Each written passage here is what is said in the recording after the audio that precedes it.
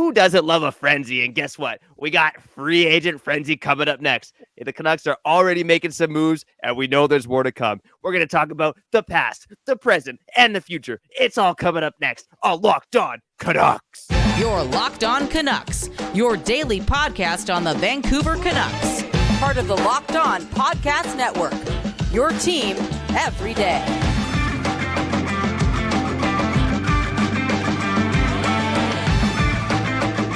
Hey, happy Friday, happy last day of June, and welcome to another episode of Locked On Canucks. My name is Trevor Beggs, Canucks writer and part-time credentialed media member for Daily Hive Vancouver.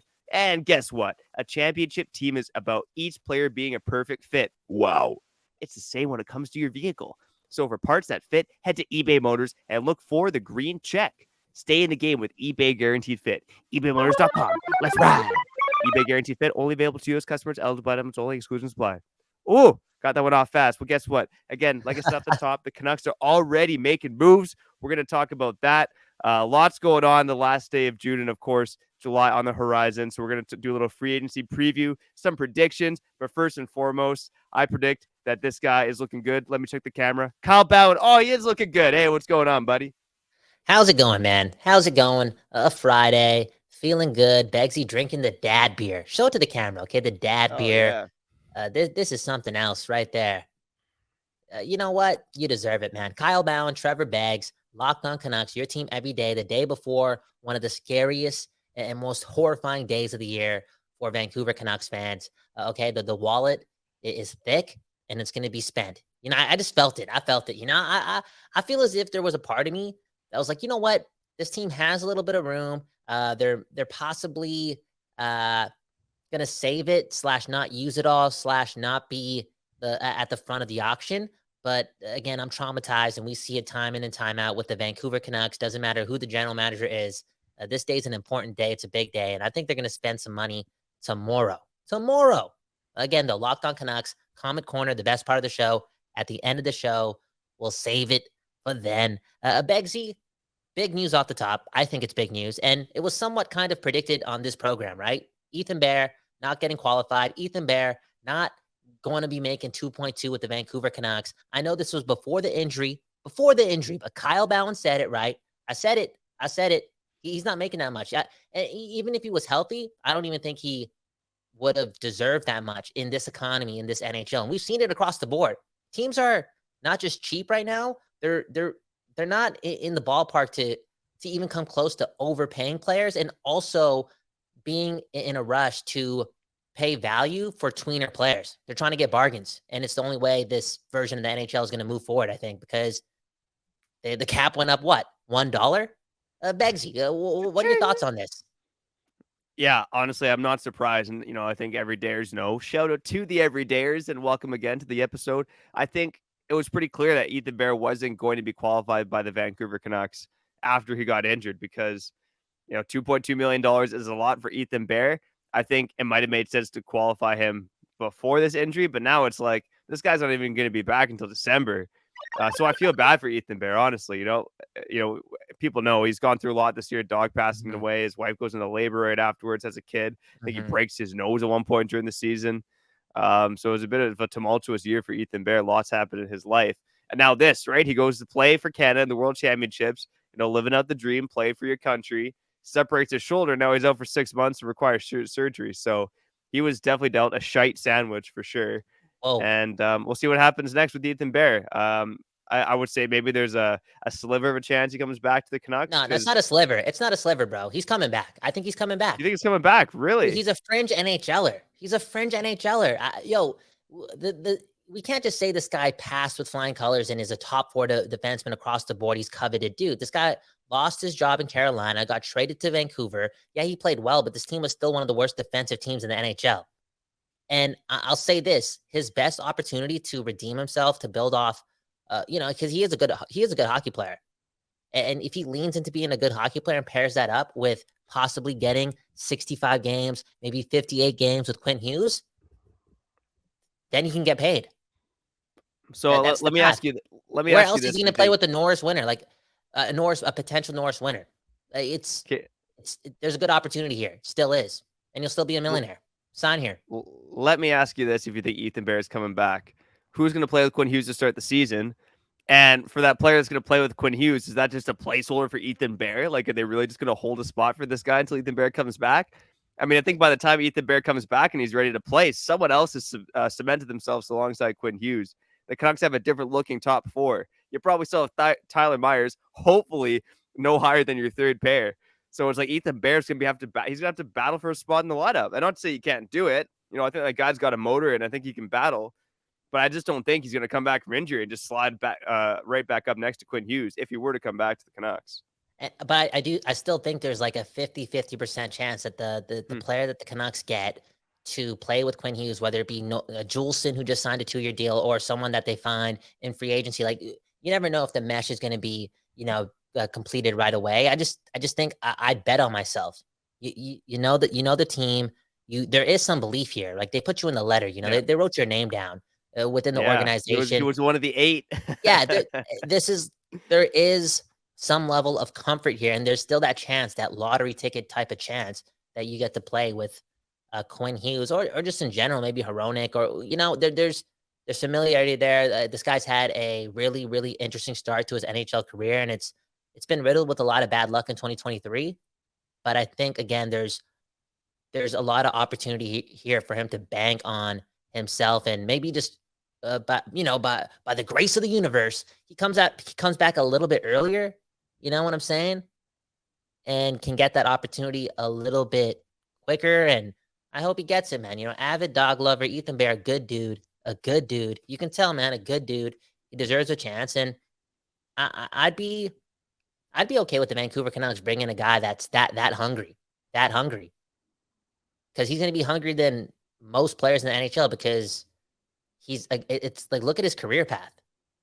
It's been pretty provoking. He deserves better. And I think, again, there's that chance for better if he sticks around and, somehow gets his chance to play with Quinn Hughes. Yeah, fair enough. Well, let us know in the comments what you think. Do you think Ethan Bear will come back to the Vancouver Canucks, likely on some type of 1 year, $1-ish million deal? I'd put the odds pretty low, man. I put them at maybe like 15%. I just think the Canucks are going to look in a different direction in terms of building up their team.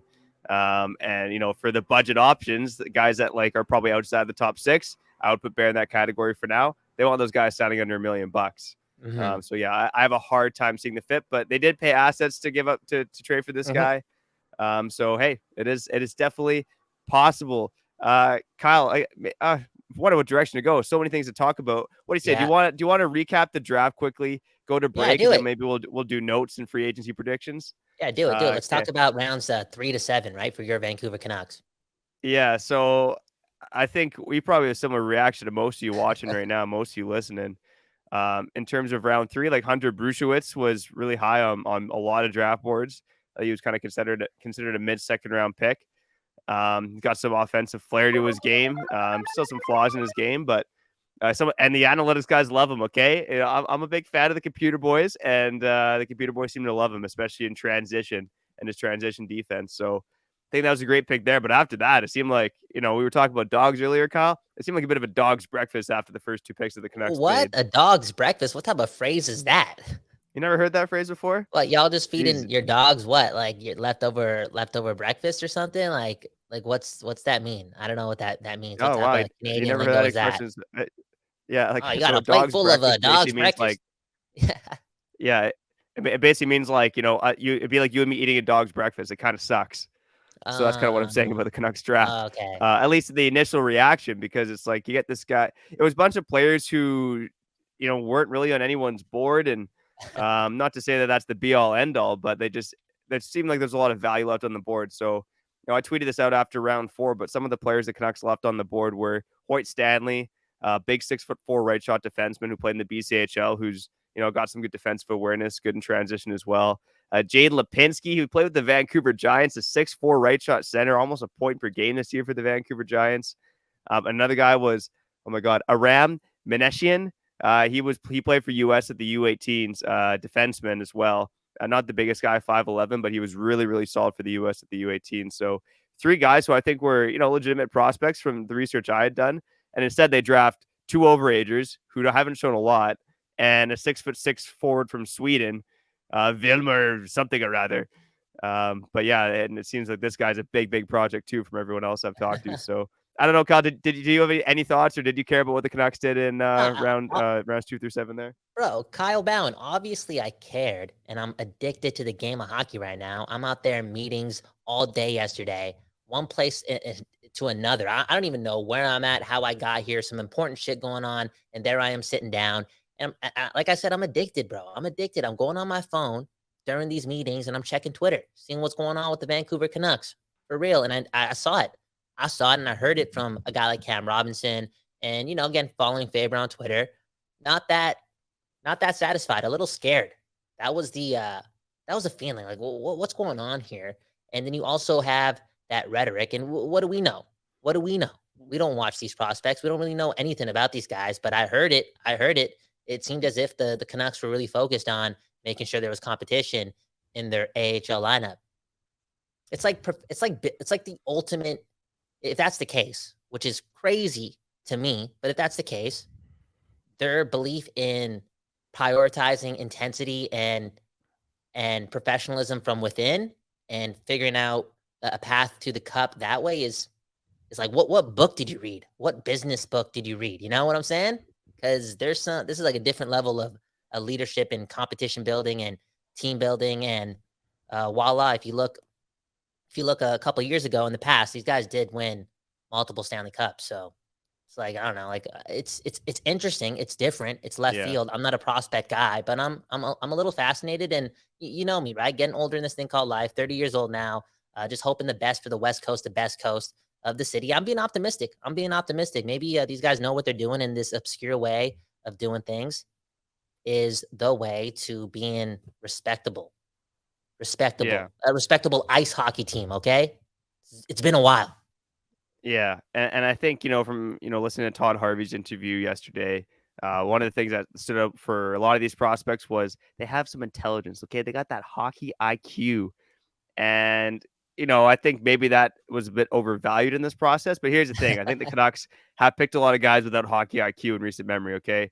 Jake Virtanen stands out. Oli Ulevi with that overconfidence issue.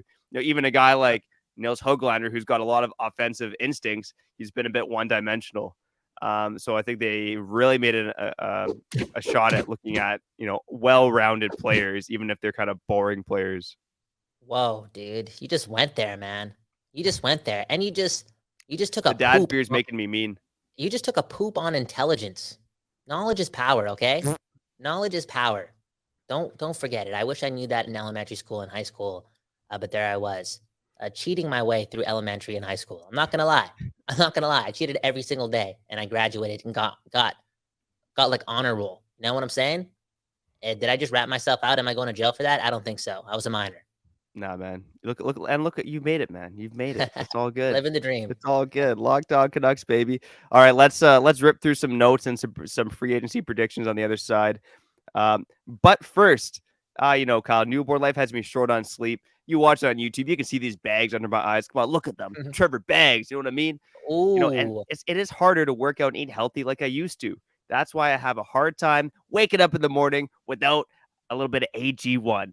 Kyle, since I've been drinking that AG1, I've noticed an overall feeling of sustained energy, support for my mental clarity, and focus. And hey, whoa, I need that to bring you the goods here on Locked On Canucks. You know what else a little bit AG1? They use a science-driven formulation of vitamins, probiotics, and whole food source nutrients. Science, baby. And Kyle, you're over the 30 mark. I'm not quite there yet, even though I look 37. But I know that you could use a product like AG1 to keep you feeling like you're 29. And guess what? This will cost you less than $3 a day, and you'll stay healthy and stay young, my man. So if a comprehensive solution is what you need from your supplement routine, then try AG1 and get a free 1-year supply of vitamin D and 5 free AG1 travel packs with your first purchase. Go to drinkag1.com/NHL Network. That's drinkag1.com/NHL Network. Check it out. Okay, you're back on Locked On Canucks. Trevor Beggs, Kyle Bhawan, doing it, living the dream, talking about the Vancouver Canucks every day. I knew I was going to get here, and I got here. And honestly speaking, when I first met you, Trevor Beggs, I knew I was going to get here with you. Straight up, man. Straight up, man. Never forget 2011. I regret so many parts of that year, right? Because of who I was dating and being there when the Canucks were so close to doing what I've always wanted them to do. And it brought a lot of trauma and dark stuff into my life. But there I was towards the end of 2011, meeting Trevor Beggs, and which was a pretty romantic way to meet a friend. Pretty ballsy, I tell people all the time, like people are really into that whole, every relationship / friendship, it just has to happen, right? It just has to happen as we go older in this thing called life too. Everything's kind of professional. You get what I'm saying? Like, I feel as if some of the networking you do later in your life / meeting new people it's always like in a business world. You get what I'm saying? You're kind of like under that umbrella. But I always tell people, man, like, forget that stuff. If you feel like you just got to meet somebody, just walk across the room, say what's up, and just start with the line. I felt like I had to talk to you, and it's just a good way to break the ice, and it worked. It worked out. It worked out for me. It worked out for us, and it worked out for the people on Locked On Canucks, Kyle Bhawan, and that guy Trevor Beggs. Speaking of the guy, he's got some notes. He's always got some notes, and we're gonna run it right now on the program.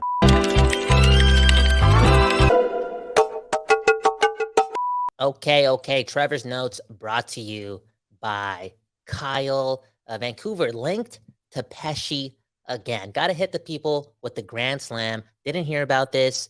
When we talked about it, it was more of like a speculation, more rumors, more of a dream that we could put together, right? Put the pieces together. What are you hearing today? Yeah, so this report came from Dave Pagnotta. So here's the tweet. So he said, supposedly the Canes are going to sign or trade Brett Pesci by July 1st. They better hurry. Nothing cooking right now on either front. He's going into the last year of his deal and has a 15-team no-trade list. Some chatter about Nashville, Vancouver, and Toronto being among the teams who poked on him. So the Canucks are poking Brett Pesci, apparently. I hope they're not poking too hard. I guess they're poking Don Waddell. But hey, man, it's shout out to Locked On Canucks, baby. Okay, that report was out there. We threw some fuel into the fire. Summer speculation. You had Brett Pesci on the cover. I'm gonna ask you again. We talked about it a couple weeks ago. Do you see this as a possibility, Kyle? Dude, I don't even like. Where was the substance in this tweet? Like, what was even said? The Hurricanes, are either gonna sign or trade Brett Pesci by July 1st. I think that was the big thing. I don't really believe that. They're saying the deadline's in the next few hours, basically. I don't. Maybe it is because Carolina probably wants to. If that's the case and they can't sign him, ship him out. Understand your cap more closer to that to game time, which is July 1st. Okay. I'll give Dave that. There is something there, and I'm curious to see if we see it now. Nashville, that makes no sense at all. Well, Nashville, they got a lot of cap. Do you think it's a cap dump then? I know that we've been seeing this around the NHL a lot. Recently, like everything seems to be a cap dump, right? There's a player with contract, you're getting out, getting out of him. You don't want to pay him, but I don't know if that's the case with a defenseman, right? Like Brett Pesci, that you're not dumping a guy like that. The only reason they dump them is if they think his defensive game slipped, and there have been some analytical models that have suggested that his defensive game has slipped. That, and Carolina again is a very analytically driven team. That's the only scenario where I could see them wanting to quote unquote dump Brett Pesci, but they're not going to really dump him. They're going to trade him for a first round pick plus whatever. It's not going to be a cheap asset. So again, I prefer the Canucks go another route. I don't think they're going to trade a 2024 first rounder, but I don't know, man. I don't know. This team did trade a first for Filip Hronek. I just hope they don't do it again for 28-year-old Brett Pesci. Okay, so last year, Brett Burns gets traded to Carolina, right? Was it last year? I think so. For forward Steven Lorentz, goalie prospect Eetu Makiniemi, and a third-round pick. I don't know anything about the prospects. Maybe they have some value to them. I don't know if that was much of a dump, but I was trying to get some, some substance and bring it into this fold because Brett Pesci seems to be still somewhat of a player, regardless of the fact that the data may be showing that he's declining a bit. That being said, I remember pulling up that one image weeks ago. Do we still have it here? It said that Brett Pesci was like, what, a $10 million player or something? The value? Oh, yeah, from the Athletics player card, yeah. It also said Hronek was an $8 million player, so I mean... dude, man, come on, we'll man. See, man. In this economy, hey, maybe, just maybe in this economy, Christian Fischer is a fit for the Vancouver Canucks. Did he not get qualified by Arizona? Is that what I'm hearing and seeing? So I plan on writing about this actually as soon as we're done the pod for Daily Hive about RFAs who have gone unqualified. And as we're recording, the deadline is trickling in, so some names are trickling in. One of those is Christian Fischer. I was a bit surprised to see him go unqualified. I mean, he only made a shade over $1.1 million last season. His qualifying offer was not huge, but the Coyotes just decided we're not gonna qualify this guy, which is a bit of a red flag. But here's the reason I brought him up. Yeah. Statistically, when I was doing my research on some of the best penalty killers in hockey, Christian Fischer is a guy that routinely popped up. So on an Arizona team that has some really good and really bad penalty killers, he was one of the really good ones. So of course, he relative to the rest of his team, the Coyotes were allowing much fewer chances, much fewer shots shorthanded with Fischer on the ice. And so again, I mean, at the right price, around like $1 million, this guy had 13 goals, 27 points last season as kind of like a middle six winger and a penalty killer. I mean, again, if he was a center, I think this is a no-brainer for the Canucks. But the fact he's a winger gives you some pause. But again, he's a guy that can put up some points and kill penalties. It's hard not to at least consider this guy when you're a team like the Canucks that can't kill a penalty to save their life. Do you know what his qualifying offer would have been? I don't have it in front of me, but I'll let you know. Again, it can't be massive. He only made about $1.1 million last I don't know how season. this math works, but I'm assuming that, like, saving $400,000 for the Arizona Coyotes. Sorry, go ahead. Yeah. Go ahead. His qualifying offer was $1.125 million. Yeah. So, okay, the Arizona Coyotes are trying to save $350,000. They're trying to replace him with somebody who's making $750. Yeah. Every dollar counts there. We saw these guys pull up with, the same suit, which is cool. Maybe it's like for the aesthetic, team building, whatever. But with that team, they got a deal. They got a fat deal. That's the only way they're going to pull up looking fresh. Like, we can all get new suits, but we can save like 30% if we all get the same suit. And boom, owner's like, yeah, hell yeah, we can do that, right? 4,000 tickets a game. Come on, man, we can do that. We could afford that. Bring it on. All in all jokes aside, I think the Canucks should grab this guy, I haven't seen this guy play a lot, but you pulling out the numbers, the penalty killing, and the value, and again, I don't want the Canucks going to the auction, even though I think they're going to go to the auction, and we're going to have a reason to talk about this team / stress about this team this weekend. Last note that I got here, the development camp, it starts on Sunday. It's open to the public. It's a busy, what? This Sunday, July 2nd, it starts. Yeah, at UBC. So if you're in the UBC area and you want to see some of the Canucks prospects skate, apparently everyone from the 2023 draft should be there, along with a bunch of other prospects. They haven't released a list yet, but it starts Sunday, July 2nd and runs through Tuesday, July 4th. So, Rick Tockett's ready, dude. This dude's ready, bro. Come on, man. It's the culture is changing based on the actions. I don't know when development camp normally starts. Maybe it does start like the day after free agency, which is kind of like, it doesn't really make sense to me. I don't think I've seen that based on, social media and all that stuff. I don't feel like those two things connect. Maybe I'm wrong. But all in all, I think it's pretty obvious that little things like this kind of connect to the fact that next season starts now. And this new era of Vancouver Canucks hockey, it starts in the summer. When you're behind the 8 ball, you got to come prepared in the beginning of the season, unlike any other time in recent franchise history. And again, it starts in the summer. You're not going to build off of what happened in April and February and March, when at the end of the day, you look at the standings and you're probably like, a 600 team, a 650 team. You're going to build off of that? That makes no sense. You can't build off of that type of philosophy. That's not culture building. If you suck, you build off of what you did yesterday and what you did the day before. And it's pretty obvious that this team needs to be training every day. I know it sounds so extreme. I'm here, Kyle Bhawan. Hey, I'm here with Trevor Beggs. We know what every day is about, okay? Locked On Canucks, your team every day. Hey, one of those days is yesterday. Woo! And we did it. We talked about Tom Willander. We had to. I think he was the best player available. Why? Because I watched 2 hours of Tom Willander tape. I didn't watch 2 hours of Zach Benson tape.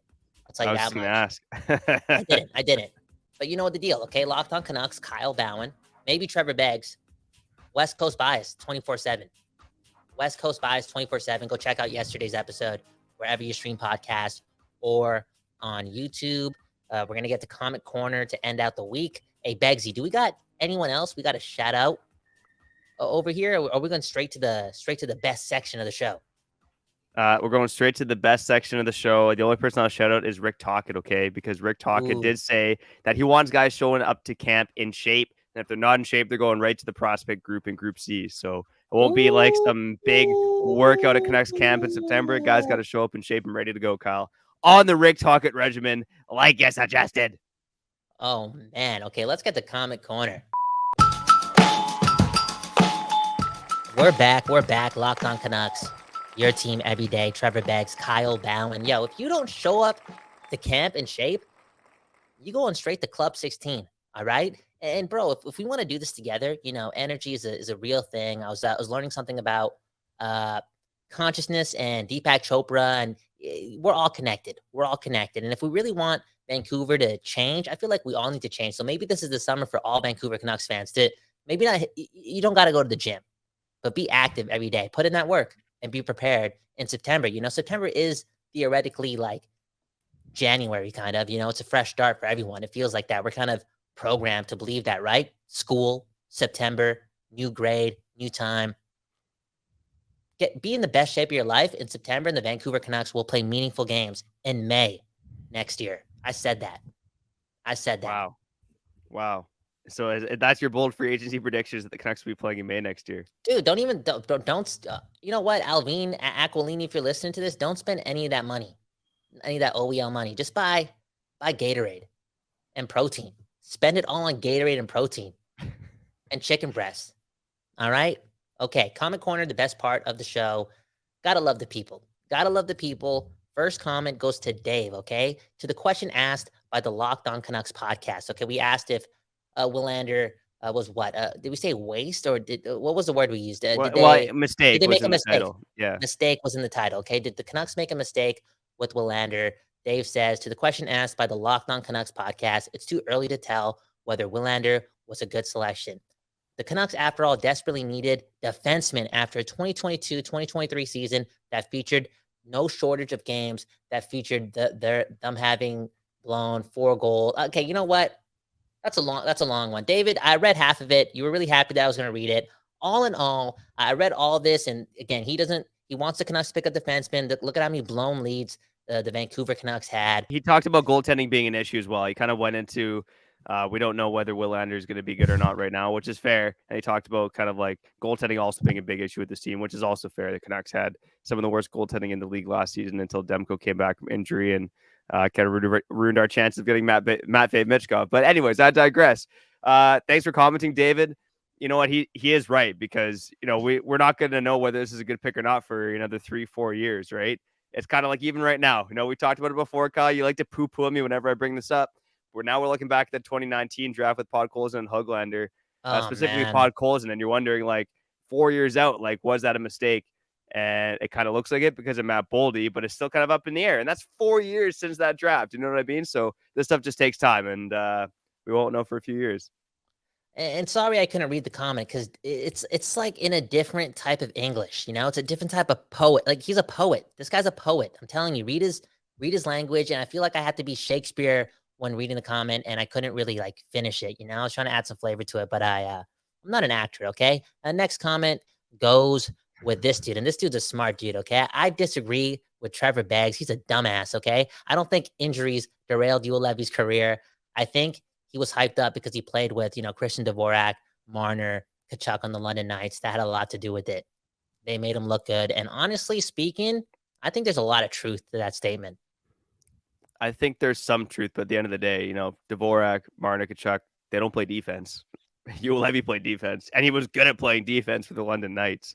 So that being said, playing with those guys, not like I've dug into it, but I imagine that probably boosted his assist totals by, let's say, 10 assists. So if Juolevi has 33 points in 50-something OHL games instead of 42 points, I think it was, in 55 OHL games that year, then we probably look at him a bit differently. He's not, like Tanner Molenduck got selected in the late first round of this draft, even though he had only a half point per game pace in the OHL as a defenseman.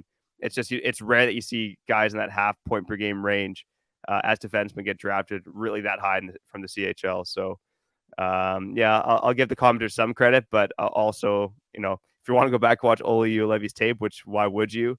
He didn't know how to defend back then too. It's not just he wasn't just propped up by a bunch of forwards.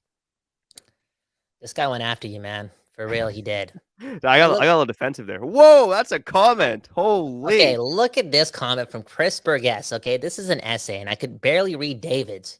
You know, shout out to David too, one of the best fans of Locked On Canucks. I'm not gonna read this from Chris, but I just want to show the people the dedication, and it's not just rare territory here. You know, this is just what Canucks fans do. They're this passionate. They leave comments that long. You know, this is literally an essay. Literally an essay, okay? This guy's saying Tom Willander is the Ole Ulevi 2.0 and then blah, blah, blah for 17 minutes. 17 minutes. But again, it just shows the passion of the fan base, and we appreciate every single one of you. You know, if you're watching the show and you appreciate the show and you're hitting the like button, you're subscribing, one love to you. If you're watching the show and not doing any of those things, one love to you, for real. One love to you as well. And if you're not watching the show, but you're still a Canucks fan, we are all Canucks. One love to you too. For real. We are all Canucks. And I'm sending all Canuck fans a lot of peace this weekend, a lot of love, a lot of stress-free living. That's beautiful right there. Okay, Trevor Beggs, that was another episode of Locked On Canucks. Sign us out, all right? Before we go, one thing we did that's on the agenda for the YouTube listeners that we didn't touch on was free agency predictions. So do you have a prediction, man? Give a prediction. What do you think they're gonna do? I already said, man, they're gonna spend money. They're gonna spend it on protein and chicken breast. Okay, and real then talk, bro. be in the playoffs in May. I think they're gonna spend their money right away. I'm talking like Ian Cole, Carson Soucy, like they're getting deals. I think they might hit us with something random. Ian Cole, Carson Soucy, and then like a Evan Rodriguez or Teddy Bluger. That's kind of what I'm feeling too. Dude, Ryan O'Reilly. Ryan O'Reilly. Oh man. Dude, 3 years, $17.6 million.